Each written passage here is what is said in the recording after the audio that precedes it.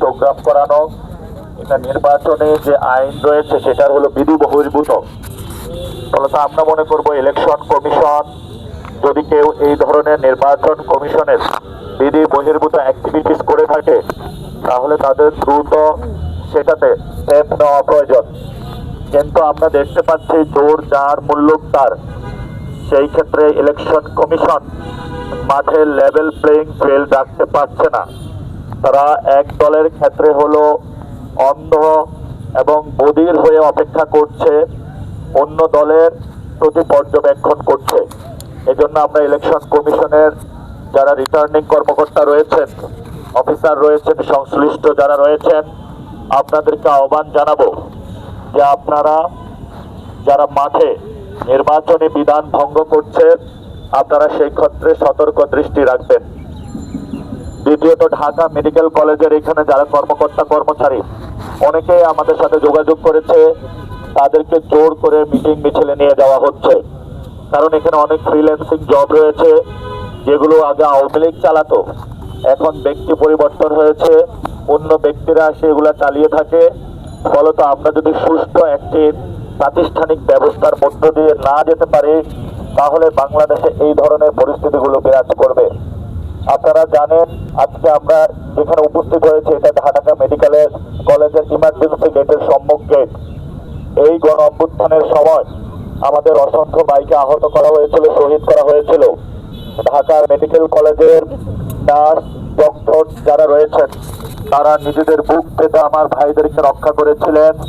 আমরা আজকের এই গণসংযোগ কর্মসূচি থেকে যেই সকল পুরো বাংলাদেশের ডক্টর, নার্স, সংশ্লিষ্ট কর্মকর্তা গণ অভ্যুত্থানের সময় আওয়ামী ফ্যাসিবাদের বিরুদ্ধে নিজেদের জায়গা থেকে লড়াই করেছেন, আমরা আপনাদেরকে ধন্যবাদ জানাচ্ছি। সাথে সাথে আপনারা জানেন বাংলাদেশের যে মেডিকেল সেক্টর রয়েছে, স্বাস্থ্য ক্ষেত্র রয়েছে, সেটা একটি ভুতুড়ে অবস্থায় রয়েছে। এই যে একটি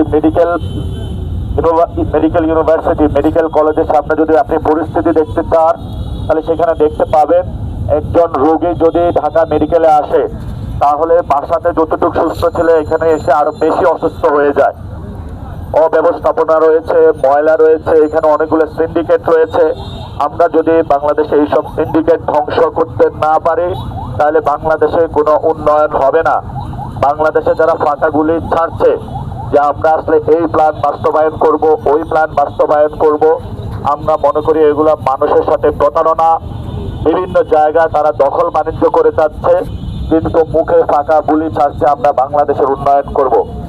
এই জন্য আমরা যখন ক্ষমতায় আসব এবং আমার এই কনস্টিটিউয়েন্সির মধ্যে আমরা ঢাকা মেডিকেল কলেজের এই যে পরিস্থিতিগুলো রয়েছে, আঙ্গিনাগুলো রয়েছে, সেগুলো ইনশাল্লাহ নিজ উদ্যোগে পরিষ্কার করব।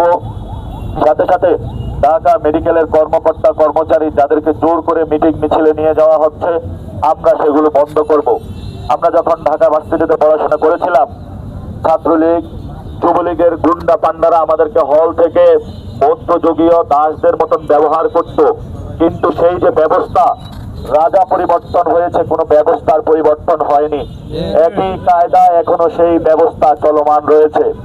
এই জন্য আমরা বলবো আমরা পুরাতন বন্দোবস্ত থেকে নতুন বন্দোবস্তে যেতে চাই, কিন্তু যারা পুরাতন বন্দোবস্ত টিকিয়ে রাখতে চায় আপনারা আগামী 12 তারিখে যে ইলেকশন রয়েছে সেই ইলেকশনে হ্যাঁ ভোটের মাধ্যমে এবং শাপলাকলিতে ভোট দেওয়ার মাধ্যমে ঢাকা 8-এ তাদের পুরাতন ব্যবস্থা বন্ধ করে দিবেন ইনশাআল্লাহ।